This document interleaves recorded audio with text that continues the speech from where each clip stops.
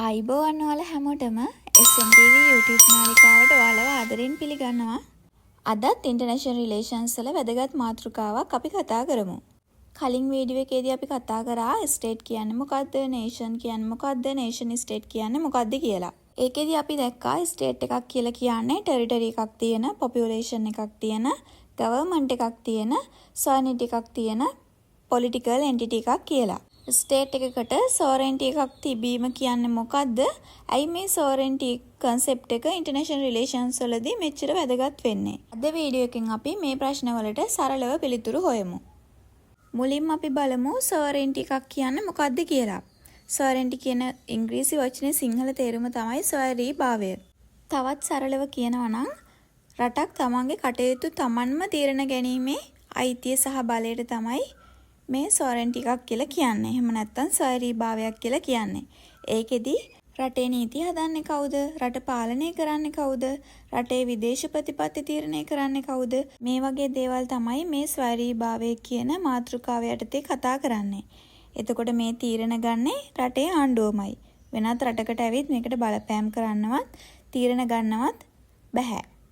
ඒකට තමයි අපි සරලවම සෝවරෙන්ටි එකක් එහෙම නැත්නම් ස්වෛරීභාවයක් කියලා කියන්නේ. අපි ලංකාව උදාහරණයක් විදිහට ගත්තොත් ලංකාවේ පාර්ලිමේන්තුවේ නීති සම්මත කරනවා, අධිකරණ නීතිය ක්‍රියාත්මක කරනවා, ආණ්ඩුව ප්‍රතිපත්ති හදනවා. මේ තීරණය ගන්න බලය තියෙන්නේ ලංකාවටමයි. ඉන්දියාවටවත්, චීනයටවත්, ඇමරිකාවට ඇවිත් මේ නීතිය වෙනස් කරන්නවත්, මේ නීතිය අයින් කරන්නවත්, මේ මැතිවරණය මෙහෙම තියන්න, මේ වගේ දේවල් වලට නියෝග දෙන්න බෑ. ඒකට තමයි අපි ස්වෛරීභාවය කියලා කියන්නේ. ඉතින් ඇත්තටම ඇයි මේ ස්වෛරීභාවය මෙච්චරටම වැදගත් වෙන්නේ?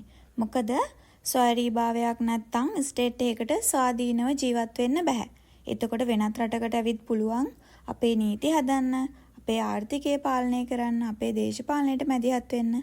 මේ නිසා ස්වෛරීභාවය කියන්නේ රාජ්‍යයක නිදහස ආරක්ෂා කරන ප්‍රධානම අංගයක්. ඒ වගේම තවත් වැදගත් කාරණයක් තමයි දැන් ලංකාව වගේ පුංචි රටවල් IMF එකෙන් ලෝන් ගන්නවා.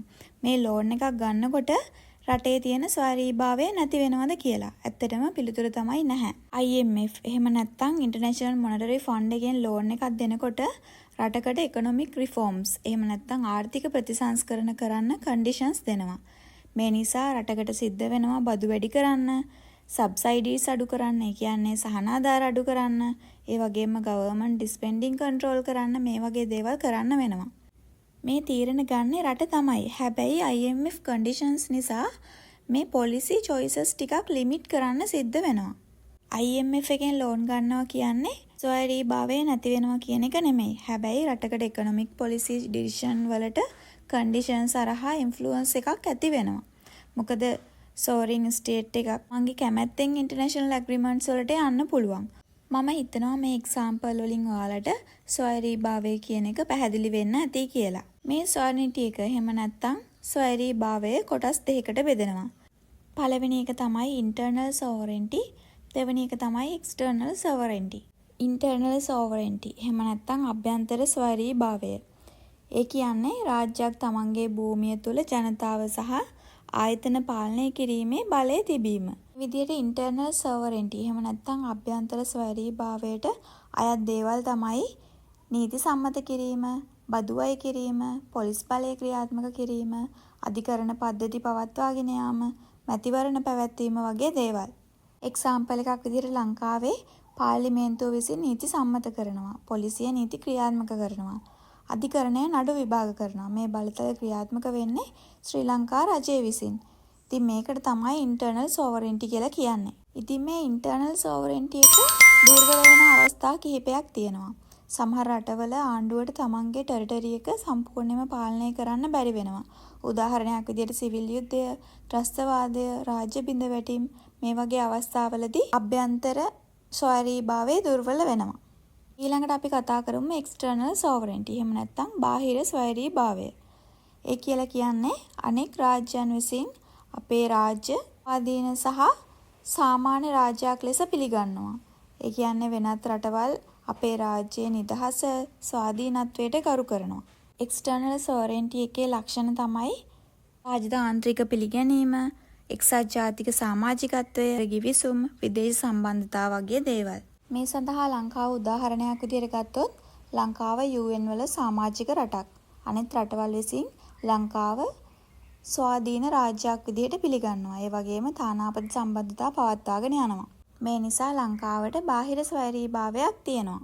ඊළඟට අපි කතා කරමු ස්වෛරීභාවයට තියෙන අභියෝග මොනවද කියලා. හැබැයි අද ග්ලෝබලයිස් වර්ල්ඩ් එකත් එක්ක මේ ස්වෛරීභාවයට අභියෝග කිහිපයක්ම තියෙනවා. පළවෙනි එක තමයි ග්ලෝබලයිසේෂන්. දෙවෙනි එක ඉන්ටර්නල් ඕගනයිසේෂන්ස්. තුන්වෙනි එක හියුමන් රයිට්ස්. හතරවෙනි එක ක්ලයිමේට් චේන්ජ්. පස්වෙනි එක සයිබර් සිකියුරිටි ඇන්ඩ් ටෙක්නොලොජි. අපි මේ එකින් එක කොහොමද වෙන්නේ කියලා කතා කරමු. ග්ලෝබලයිසේෂන් ගැන කතා කරොත් අද රටවල් එකිනෙකා සමග දැඩි ලෙස සම්බන්ධ වෙලා තමයි තියෙන්නේ.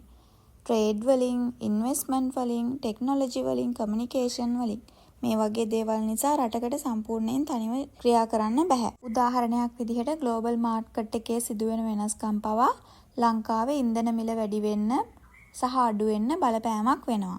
වෙන එක තමයි ඉන්ටර්නැෂනල් ඕගනයිසේෂන්ස්.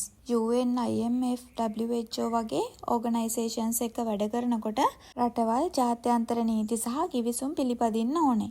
මේකට උදාහරණයක් විදිහට අපි කලින් කතා කරා IMF එකෙන් ලෝන් එකක් ගන්නකොට රටකට සමහර ආර්ථික ප්‍රතිසංස්කරණ සිද්ධ කරන්න වෙනවා.